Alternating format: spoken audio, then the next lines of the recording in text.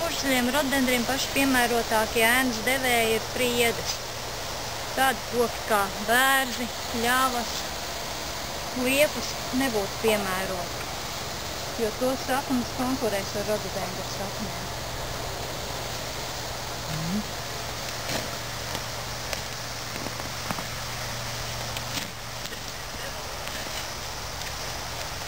Tagad mēs stādīsim citas šķirnes rododendru, nedaudz mazāku izmēru. Jā, tas ir Jakušimas rododendra šķirne Kalinka, mūžzaļo rododendru šķirne, kur ir piemērota audzēšanai arī saulainā vietā.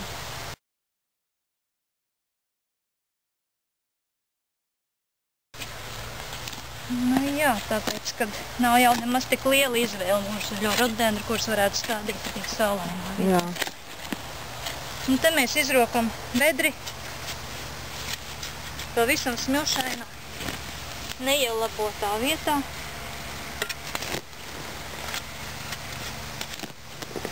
Princips saglabājas tas pats, jā? Arī ja nav ielabota augsne, Jā, tad tāpat tās divu kamolu dziļumā vajadzētu vismaz izrakt un 2 kamolu platumā vieta.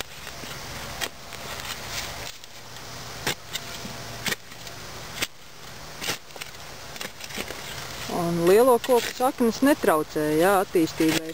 Traucē kļavas, liepas, Nu jā, tās. bērzi, kam ir virspusējas saknes.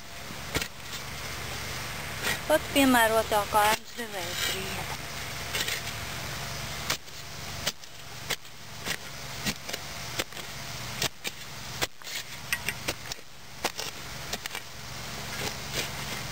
Smilšainas augsnes ļoti piemērots rododendriem, jo viņiem nepatīk stāvošs ūdens.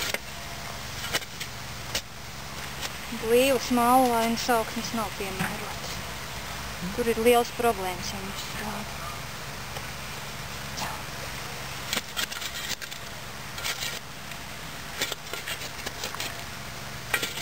Bedres dibenā ievaram sagatavot augsnes maisījumu.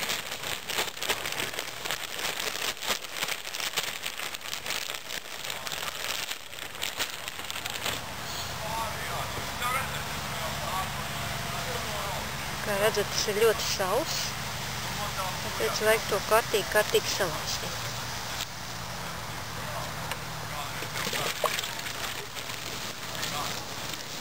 Saka, par daudz jau ūdens nebūs, vai ne? Stādīšanas brīdī noteikti nebūs daudz.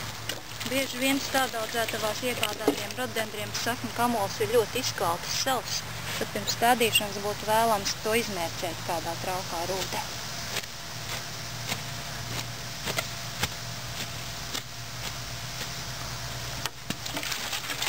Varbūt, kamēr mēs laistam, varbūt var pastāstīt par tiem podotajiem rododendriem. Nu, podotiem rododendriem ir tāda priekšrocība, ka tos var stādīt cauru gadu.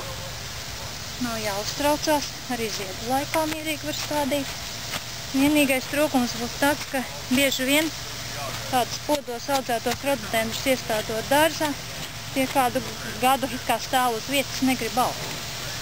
Tas tāpēc, ka viņiem saknītes savījušās tajā podā pārāk cieši, un pirms stādīšanas būtu vēlams tās mazliet izirdināt.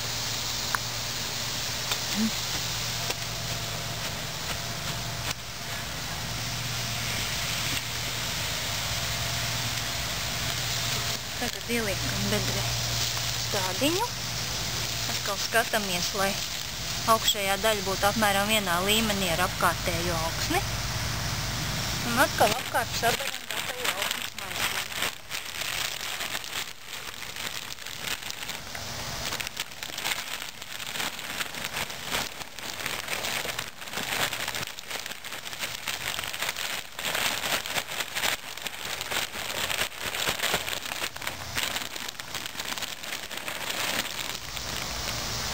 Augsnes ziņā nekādas starpības nav stādot vasarzaļos vai mūžzaļos rododendrus. Augsni abiem piemērot vienam tāpat. Cik ātri rododendrs skaitās ieaudzies pēc šāda iestādīšanas, kad kailsakni iestāda? Jau pēc pāris nedēļām viņam jau būs izveidojušās jaunās baltās saknītes apkārt kamolam, un viņš jau būs pilnībā ieaudzis. protams, ja viņi kārtīgi palaistīs, neiekautēs. Atkal kādas 4-5 kannas, jā? Salei? Noteikti. Vismaz 4-5 šāda veida kannas. Jo iestādot par daudz snikiem. Pēc tam, ja ir savs laiks, tad, protams, jālaista. Un, ja ir vēlēšanās, tad var arī mulčēt, jā? Ja vēlēšanās var nomulčēt, protams, tas vairāk gan tā estētiskam nolūkam. Tāpēc, ka rododendriem svarīgi, lai viņi nebūtu ļoti dziļi sakņu kakliņš ierakļu zemē un arī mulčā.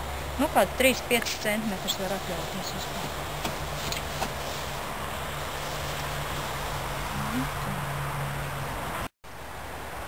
Nu, tagad rudenī stādot uzreiz mēslošanu rododendram nav nepieciešama. Rododendrus mēslo vispār 2 reizes gadā.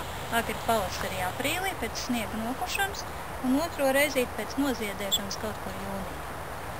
Tagad uz rudens pusi rododendriem nav ieteicams dot mēslojumu, lai nebūtu tā, ka nenobriest jaunie dzinumiņi un tad viņi ziemā cieši. Mēslojumu vislabāk iegādāties tādus jau gatavos maisījumus, ko pārdod lielveikalos vai stādaudzētavās. Mēs tirgojam Vivas mēslojumu, ļoti labs ir amerikāņu šūks mēslojums. Tie visi ir piemēroti rododendriem. Kāda vēl tā būtiskā kopšana ir sezonas laikā pēc noziedēšanas? Nu, pat būtiskākā ir laistīšana, jo nevar tā iestādīt rododendru un aizmirst par viņu. Tomēr, kad ir sauss laiks, mums tomēr jāpieskata un bieži jāaplaista, tas ir pats svarīgākais. Nu, protams, ja 2 reizes gadā pamēslos, tas veicinās ziedpumpuru aizmešanos, viņš bagātīgāk ziedēs. Nu, vēl ieteicams pēc noziedēšanas izlaust arī vecos ziedkokus, lai nenoņemt spēku un sāpju veidošanu. Ļoti daudz spēka rododendram aiziet un aiznestos labāk jaunie pumpuriņi ziedpumpuri, tad būtu vēlams izlaust tos ziedpumpurus. Ziedus uzcēst. Vēl ir novērots par ziedēšanas blīvumu, kad citu gadu tas zieds ir vairāk, citu gadu mazāk. No kā tas ir atkarīgs? Nu, ziedēšana pārsvarā ir atkarīga no mēslojuma daudzuma.